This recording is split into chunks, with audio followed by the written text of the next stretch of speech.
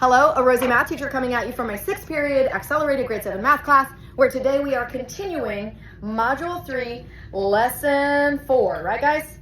Lesson 4. It is on textbook page 186, where we are working on a by popular demand, an item number 9 that is quite challenging. It goes like this. Olive and Ryan have picture frames with the same perimeter. Again, guys, what is the perimeter of an object? The distance what? Around that object. Mr. What is this guy's name? Perimeter.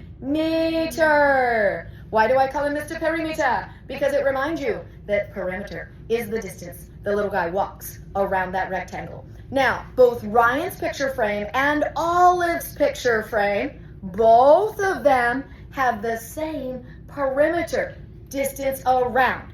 Now, since they gave us the measurement of my red side and they gave us the measurement of the black line, and let me make that red line more visible. What is the measurement of each of these lines, class? 9 inches. Since this line is 9, and then a line running perpendicular to it is also 9, we can technically say this is a what? Square. And when you are finding perimeter of a square, please remember you would do 4 times what? The measurement of the side. It is technically 4s. So out to the side, I'm going to do P equals 4 times, what is the measurement of a single side? 9. Class, what is 4 times 9? 36. So the perimeter of both of their picture frames is 36 inches. Okay, so we know that is the end of our number story. Guys, you could begin with 36 equals, but I just like to think in chronological order, so I'm going to put equals 36 inches for the perimeter. Now, if it's a square, you find perimeter by doing 4 times a single side. But if it is just any old rectangle, not necessarily a square, you would do 2 sets of the measurement of the length plus the measurement of the width. Now, doesn't this make sense? Even if you look at the square, we could have done 2 sets of the length or width and 2 sets of the other.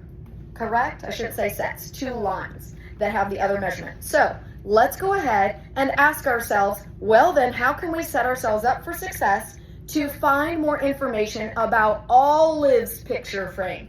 Olive's picture frame is very likely not a perfect square because her measurements are different than Ryan's. So do you agree we would therefore use the perimeter equaling 2 sets of length plus width? Okay, so that's what we're going to do here. Please go ahead and write 2, and then in the parentheses, some of this is temporary, we'll fix it in a moment, length plus width equaling 36. Are we understanding why we are setting it up like this? Okay, then ask yourself, what is the clue they give us? Olive's picture frame has a width that is 1.25 times the width of Ryan's picture frame. Now, I'm going to be a little picky here. I really love using perfect grammar. This is not perfect grammar. When I was growing up, they always said length is the longer measurement and width is the shorter measurement. Thumbs up if you guys agree. Okay, so in my opinion, these mathy people should have said that Olive's picture frame has a length 1.25 times as long as Ryan's. But they didn't. So I want you to, in your mind, don't associate any size with length and width. Just call it a measurement. So we're going to put it where it belongs, where they say it belongs. But their length and width, they have them backwards. If you don't know what I'm talking about, you'll see it towards the end. All right, so they said width is 1.25 times Ryan's. What is the measurement of Ryan's width? The measurement across is 9 inches. How do we find 1.25 times 9 inches? Oh, that's right, we multiply it on a calculator. Raise your hand when you have that amount. Yes, ma'am. 11.25. Did I hear you correctly? Okay, so will I erase my L or my W to write 11.25? Tell me. Okay? Yes, W. See, it's hard for me to do that because it's just crazy. Okay, but 11 point, and I gotta make more room for it, 11.25 in place of my W. But it will still equal a total of 36. Are we good so far? Okay. Now we know that in order to get the perimeter to equal 36, we need to do 2 sets of her length measurement plus 2 sets of her width measurement, which we do know. And we're trying to find the measure of her length. So let's remove these parentheses right away. 2 times L equaling what, class? 2L. And then 2 times a positive 11.25 equals a positive, raise your hand if you'd like to tell me. Anybody? Anybody? Yes, ma'am.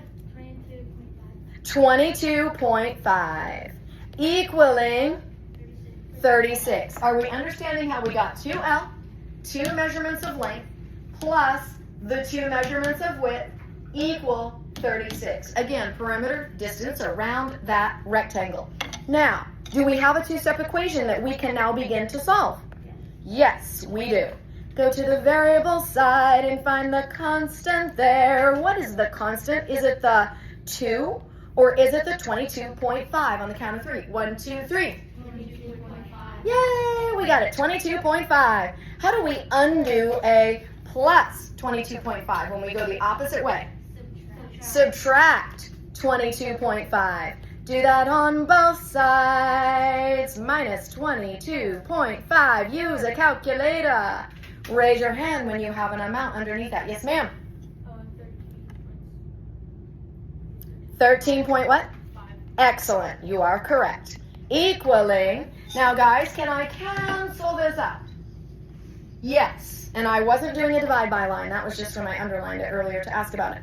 All right. And now I will copy only my 2L. So the final step, guys, if 2 times an unknown length equals 13.5, go to the variable side, this time find the variable, and do the opposite. What is happening to L? It is being what by 2? Multiplied. How do we undo multiply? Divide. Divide by what? You got it. Divide by 2. Divide by 2. Does this 2 over 2 cancel out? Yes, it would make a giant 1, but who cares about 1L? Just write your 1L. Equaling, raise your hand if your calculator has this amount. Yes, ma'am. 6.775. Say it again. 6.75. Thank you. 6.75. Wave if you agree. That is your final answer. Oh my gosh, you guys have way too much for that answer. What were your favorite numbers in it? 6, 7. And on that note, we will end that help. Hope that helped you guys. Bye.